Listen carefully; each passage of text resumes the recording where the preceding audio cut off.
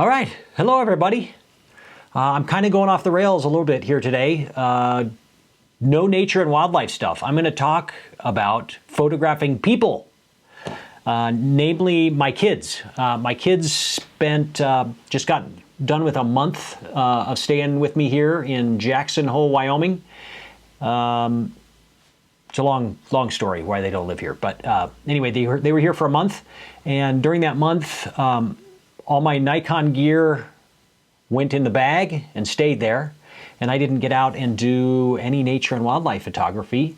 But the Fuji system, I love the Fuji system, and I especially love it for photographing my kids.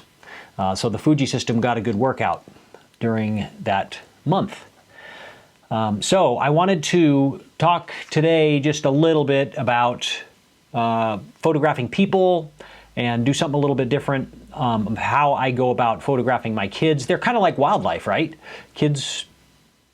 Shooting kids is kind of like shooting wildlife. You know, you're reacting to what's going on, and there's low light a lot of the times, and they're moving around a lot of the times, and you're looking for interesting moments and gestures, and sometimes you're trying to incorporate the environment to tell the story, and there's a lot that kind of meshes together there.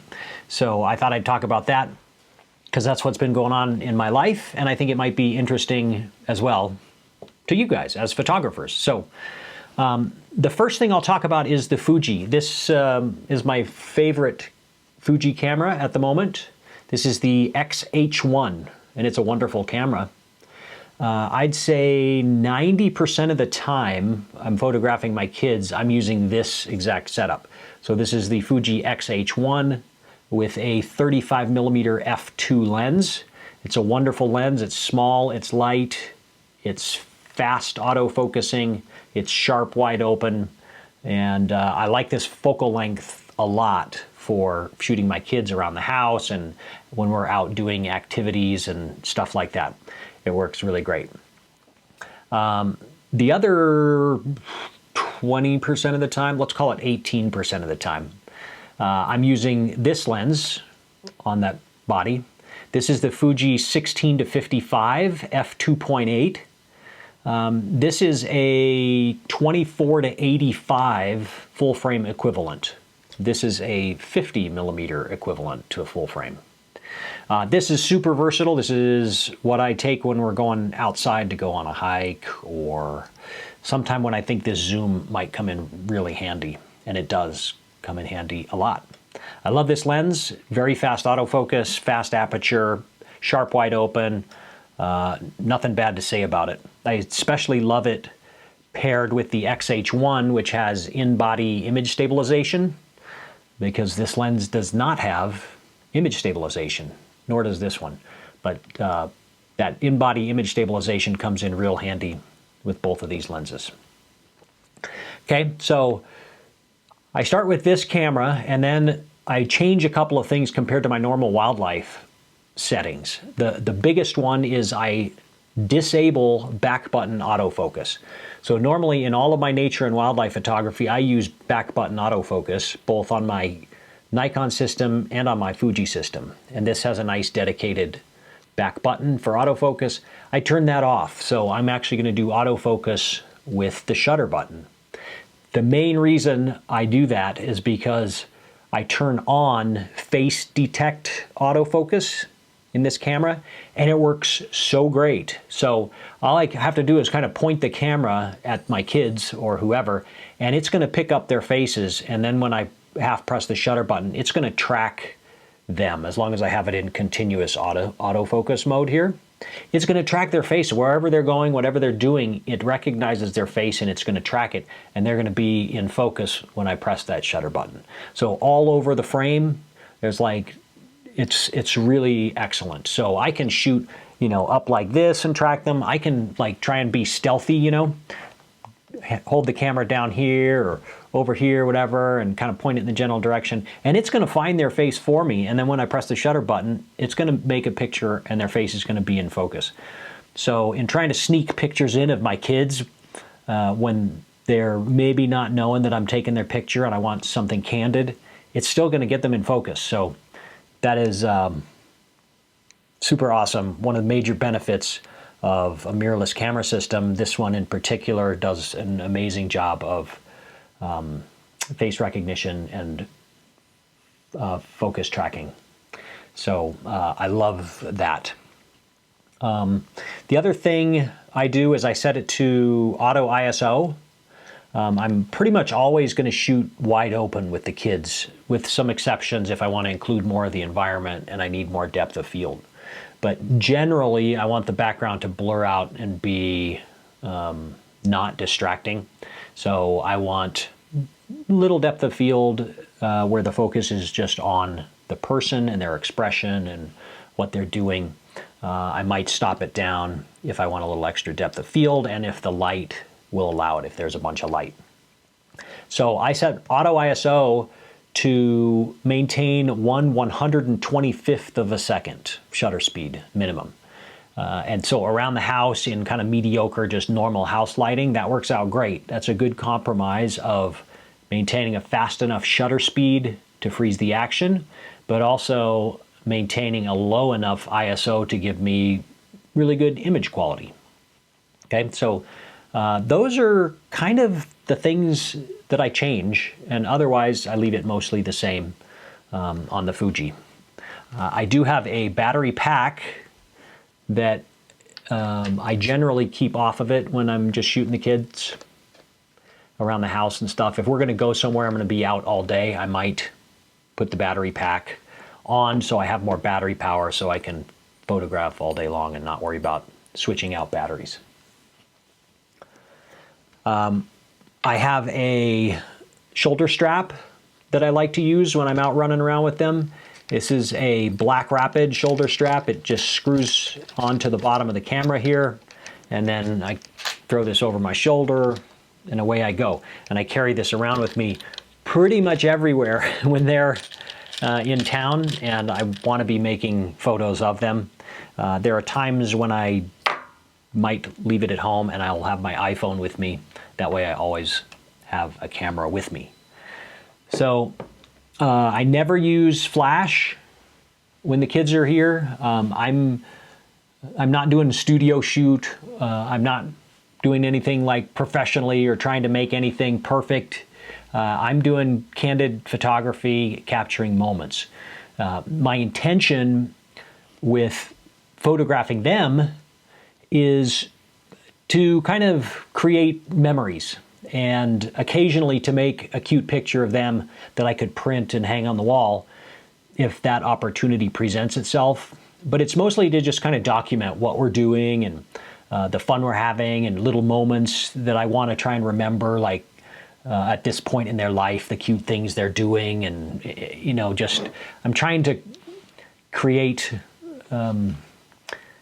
nothing spectacular that anybody else would think is spectacular, but I'm trying to create photos that I think are very special to me.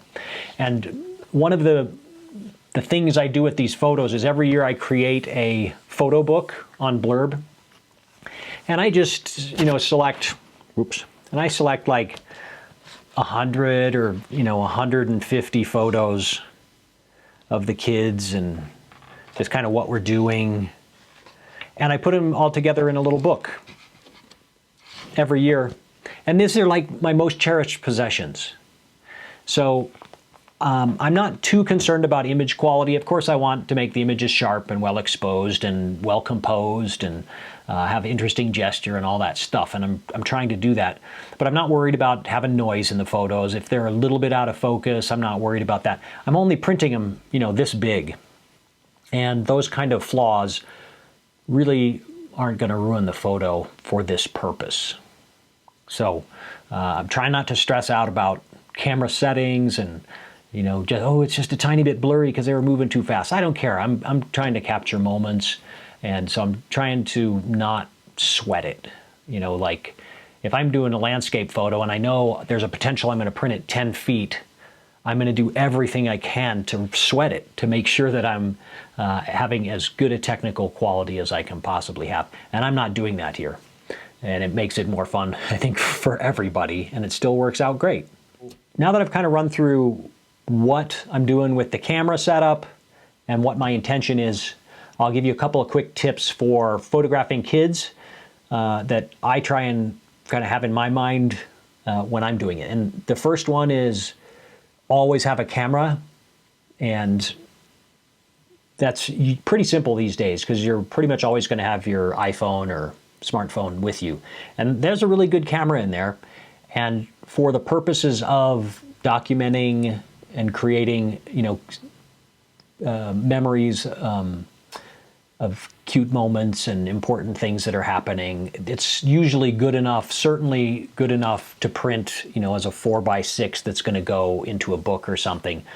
And so always have that with you. I tend to carry this around a lot with me, and this obviously has really top-notch image quality, and I can make prints, as big as I want if I need to of a photo. But I always am having a camera with me with the kids around, and I'm always kind of in my head looking for those moments like, is this something that I want to try and preserve as a memory? Is there something interesting happening here? And it's just kind of always on my mind. And along with that, as long as having a camera with you, shoot a lot of photos. If you do see something cool happen, shoot a bunch of photos, and don't be afraid to throw a bunch of them away. Kids are moving quick and changing quick. Expressions are changing. They're blinking. They're, the difference of an expression as a parent, like an extra millimeter difference in a smile is totally recognizable to me as their parent. And one of those pictures where their mouth has moved just that millimeter is like such a better picture. Like my son has this sneaky look he gives me sometimes. And if I see that sneaky look coming, I want to rattle off like a few pictures.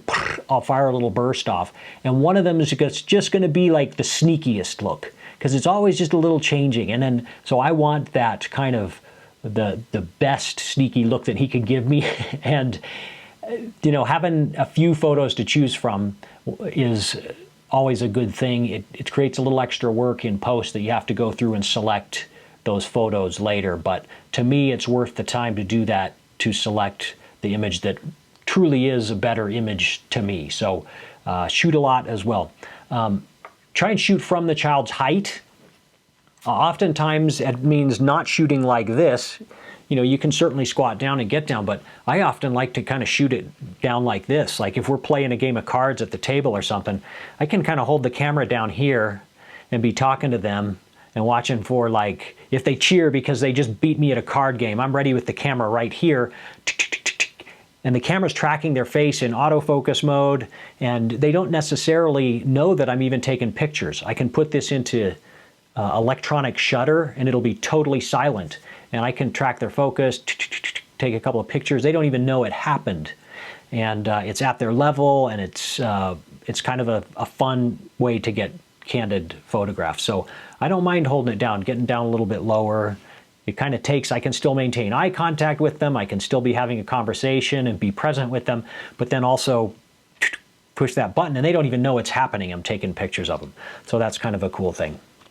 Another tip is I try not to ask my kids to smile, because you get that, okay, smile, and then they go.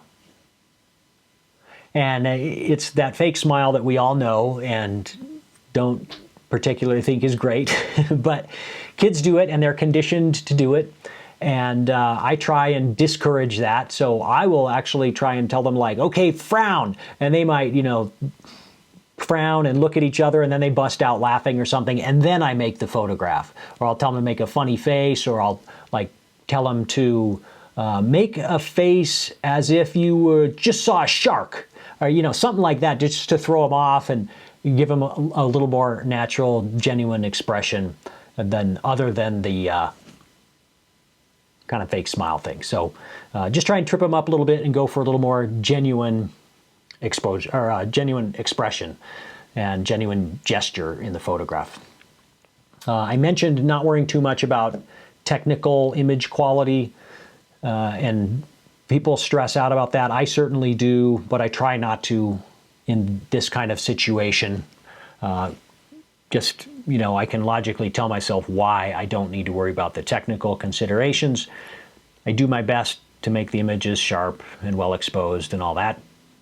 But I'm also more interested in spending time with my kids, not stressing about the image quality, enjoying my time with them, and also getting some decent enough pictures, if that makes sense. Decent enough for my purposes, which are generally to put in this book that will hopefully be a part of our family for a long, long time. Consider the background of what you're shooting, and if you want to include that as part of the story. So like if we're doing a puzzle or something, I will want to stop the lens down a little bit to get more depth of field. To include, to show what we're doing, the puzzle that we're working on, or the game that we're playing, the environment we're in. If that's an important part of the picture, I definitely want to do that. Otherwise, I want to shoot it wide open and get the least distracting background as possible.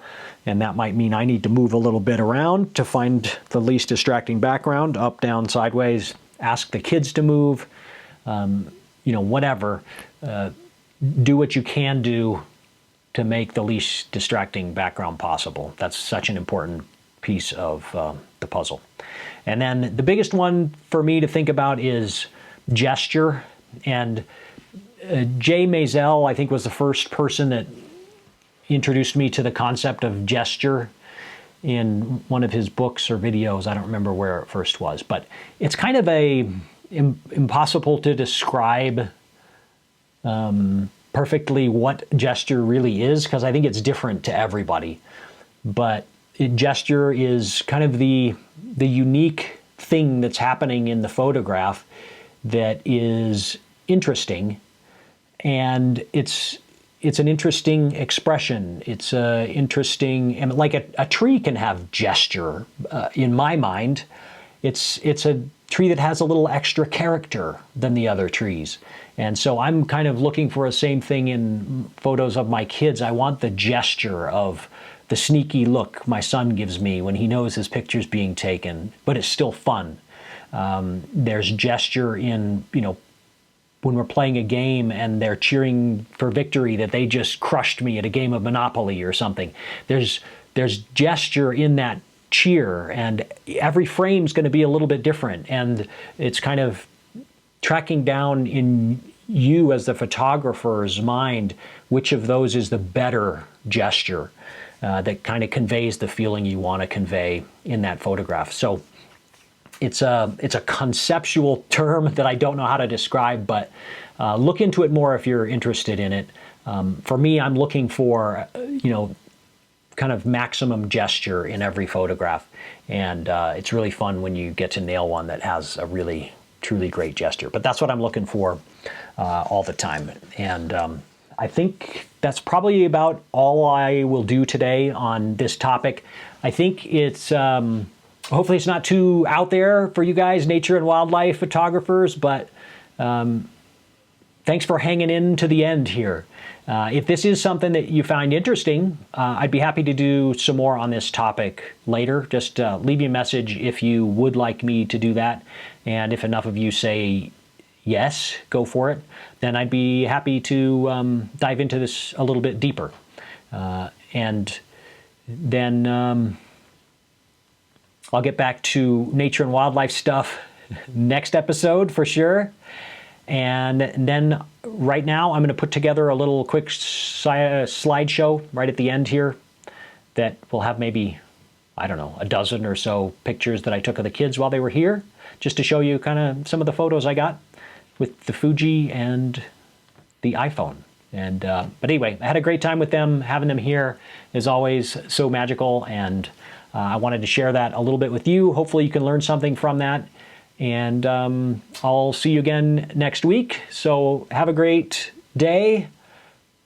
Talk to you later. Bye.